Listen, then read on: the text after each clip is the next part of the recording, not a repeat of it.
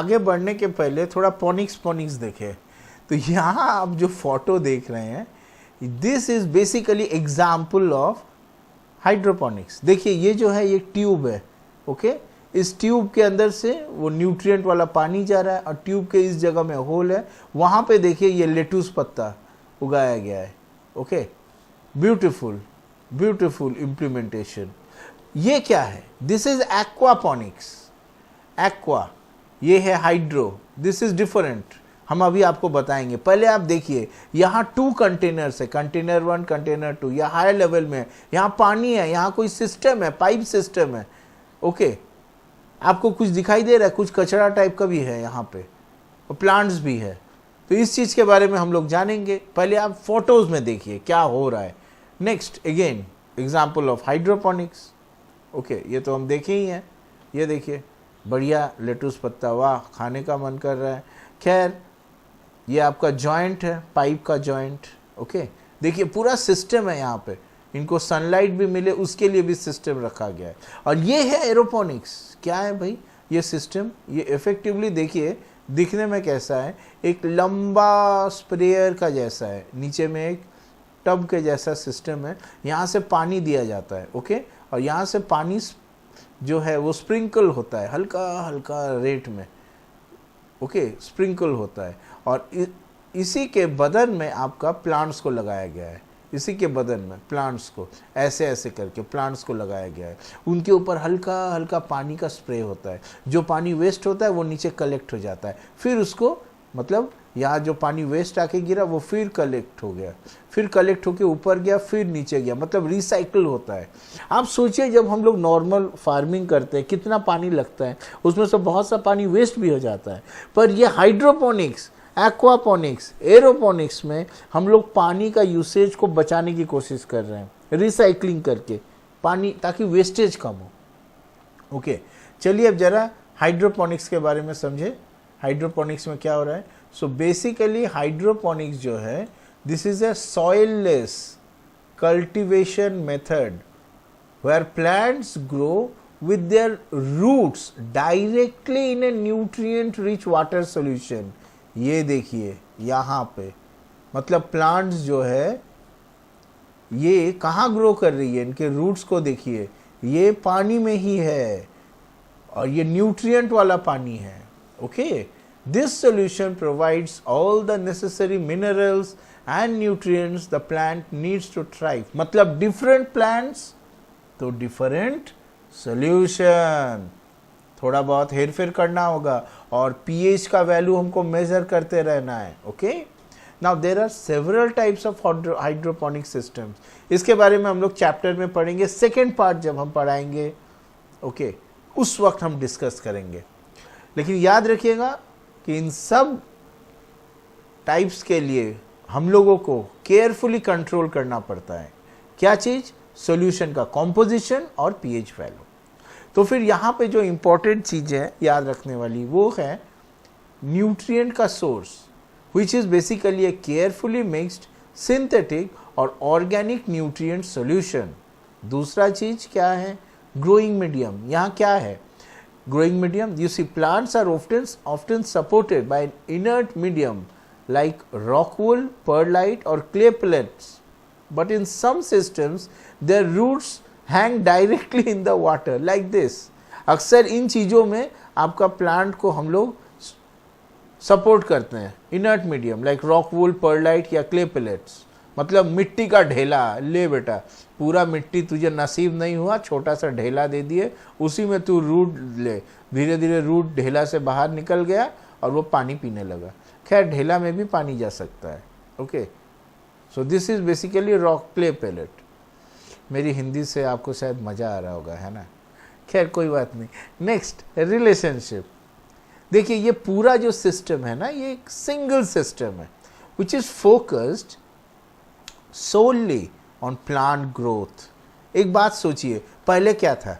जब ज़मीन में प्लांट रहता था, ये प्लांट था, ये उसका रूट था, अरे भाई रूट को मेहनत करना पड़ता था, अरे भाई पानी खींचो, अरे भाई न्यूट्रिएंट्स को खींचो। पानी जहाँ पर भी है उसको वो खींचता था, उसके साथ न्यूट्रिएंट्स सांप के जैसे चलते हुए आते थे, आओ भाई आओ हमारे पास आओ, है ना, बहुत मेहनत करना पड़ता था, खींचने में पंप करना पड़ता था सॉर्ट ऑफ। लेकिन अभी तो पानी में आराम से है, मौज मस्ती में पानी आ रही है जा रही है, वो आराम से ले पा रहा है। मतलब अब प्लांट का जो पूरा फोकस है वो है डेवलपमेंट के ऊपर। पहले बहुत ज़्यादा फोकस था स्ट्रगल के ऊपर, कैसे करके मिले। आज उसका पूरा फोकस है अपने ग्रोथ के ऊपर। यहाँ फास्टर होगा ग्रोथ, समझ रहे हो आप, मेहनत कम करना होगा। Good, okay. नेक्स्ट है आपका एक्वापोनिक्स, जिसके बारे में टेक्स्ट बुक में बताया है। हम ये कवर नहीं करते माय डियर स्टूडेंट्स, लेकिन चूंकि टेक्स्ट बुक में बताया गया है, गवर्नमेंट इनिशिएटिव ले रही है, हो सकता है आज से 5 से 10 साल बाद आप जहां देखोगे, जिसके घर में भी देखोगे, सबके घरों में ये सिस्टम आने वाला है, हाइड्रोपोनिक्स, एक्वापोनिक्स। आप सोचिए ना, आजकल मिलावट कितनी ज़्यादा हो चुकी है। हो सकता है आज से 10 साल बाद हर इंसान अपने लिए कुछ न कुछ अपने घर में खुद ही इन सिस्टम से उगाना शुरू कर देंगे। मतलब हम लोग भी ऐसे एक फ्यूचर के तरफ में हो सकता है जाने वाले हैं। तो उस फ्यूचर के बारे में हम आपको पहले से ही बता रहे हैं। एक्चुअली हम नहीं, ये किताब के माध्यम से हम आपको बता रहे हैं। गुड, सो एक्वापोनिक्स, अब वो क्या है बता ही चुके हैं। Symbiotic system that combines aquaculture.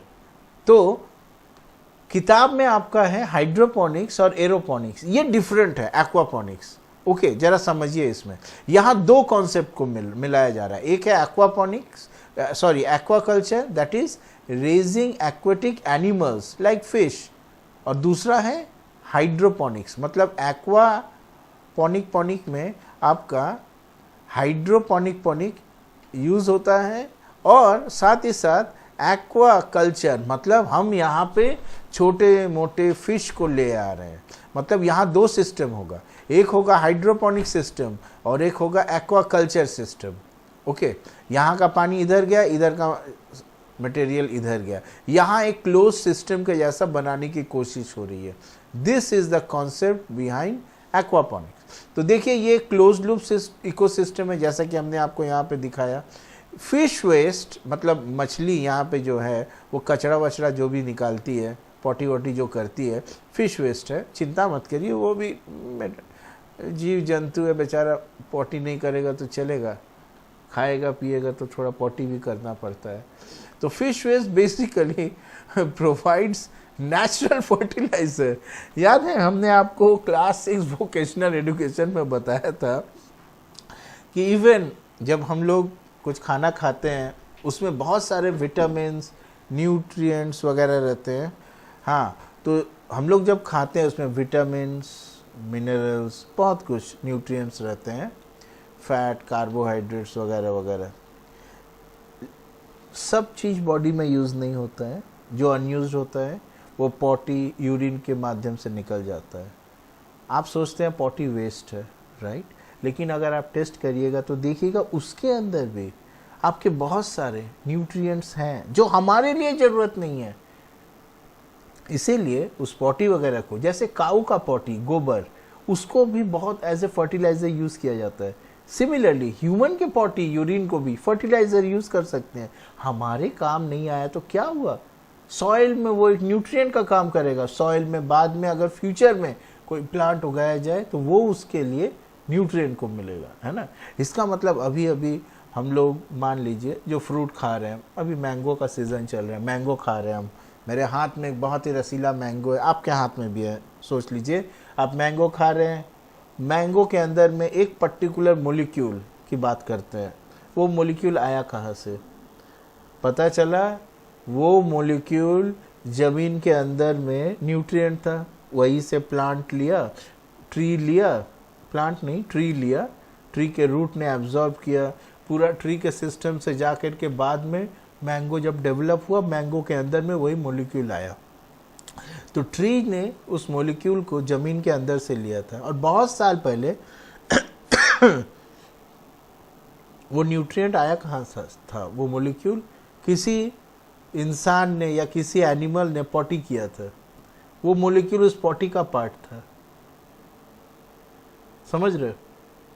और वो इंसान ने जो पॉटी किया था उसके पहले उसने कुछ खाया था, तो मोलिक्यूल उस खाने का पार्ट था। मतलब हम आपको ट्रेस करना सिखा रहे हैं, कोई भी एक चीज़ जो आपके पास आप खा रहे हो पी रहे हो उसके अंदर जो मोलिक्यूल है, ठीक है, फ्रूट के अंदर का मोलिक्यूल आज से 1 साल पहले कहाँ था, 10 साल पहले कहाँ था, 1000 साल पहले कहाँ था, 1 बिलियन ईयर्स पहले कहाँ था, 10 बिलियन ईयर्स पहले कहाँ था। उस समय तो पृथ्वी भी नहीं थी लेकिन वो था, वो मॉलिक्यूल किसी और फॉर्म में था, उसके एटम्स किसी और फॉर्म में थे।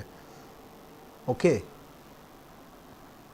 तो फिर हम जो आपको ये बातें बता रहे हैं, आपने नोटिस किया एक चीज, अभी थोड़ी देर पहले हमने आपको बताया था ना कि नेचर एक साइकिल मेंटेन करती है सॉइल में।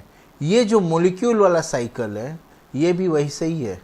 मतलब पृथ्वी के अंदर में जब से ये एटम्स आए, मॉलिक्यूल्स आए, ये किसी ना किसी फॉर्म में एक जगह से दूसरा जगह मूव करता ही रहता है।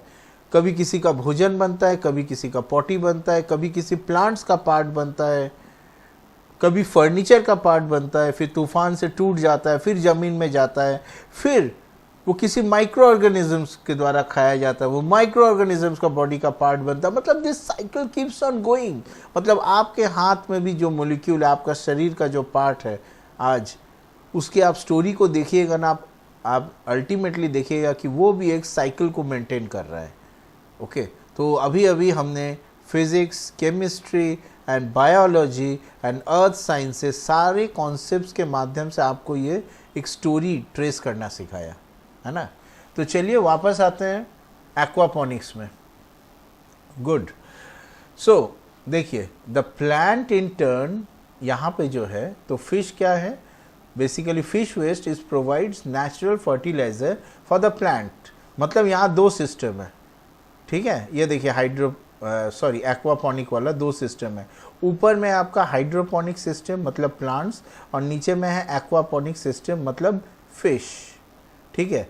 तो फिश क्या कर रहा है, फिश का जो नेचुरल, फिश का जो वेस्ट है वो आपको प्लांट को दिया जाता है। वो प्लांट के लिए क्या है, फर्टिलाइजर है। प्लांट्स क्या करते हैं, in term they filter and purify the water, और उस वाटर को फिर फिश को दिया जाता है। तो आप समझ रहे हैं, तो इस तरीके से ये एक क्लोज्ड लूप सिस्टम है। फिश का वेस्ट गया प्लांट के पास, और प्लांट ने पानी फिल्टर कर दिया फिश के पास। क्या बात है ना। Now this creates a sustainable and self regulating environment. बहुत ही मजेदार कॉन्सेप्ट है। तो यहाँ इंपॉर्टेंट कंपोनेंट्स क्या है, nutrient source, fish waste which is converted by beneficial bacteria into nitrates, जिसे कि प्लांट्स एब्जॉर्ब कर सकते हैं। Next, growing medium. यहाँ क्या है, just like hydroponics, plants are often grown on inert media, या मिट्टी का ढेला वैसे ही टाइप का, और ऑन फ्लोटिंग रैफ्ट्स, राइट। अच्छा, रिलेशनशिप देखिए, there is a sort of symbiotic relationship, एक दूसरे के साथ आदान प्रदान। जैसे इंडिया यूएसए के बीच में था अब तक, अब तो ट्रेड टैरिफ्स की वजह से बर्बाद ही हो रहा है। तो अब हम लोगों का जो सॉर्ट ऑफ रिलेशनशिप था वो बर्बाद हो गया। खैर वो तो डिफरेंट है, न्यूज़ में आजकल आते रहता है, पर इनके बीच में ठीक है। एक्वापॉनिक्स में ये हाइड्रोपोनिक सिस्टम और एक्वाकल्चर सिस्टम के बीच में जो रिलेशनशिप है वो सिम्बायोटिक रिलेशनशिप है। So this relationship is between fish, bacteria and plants.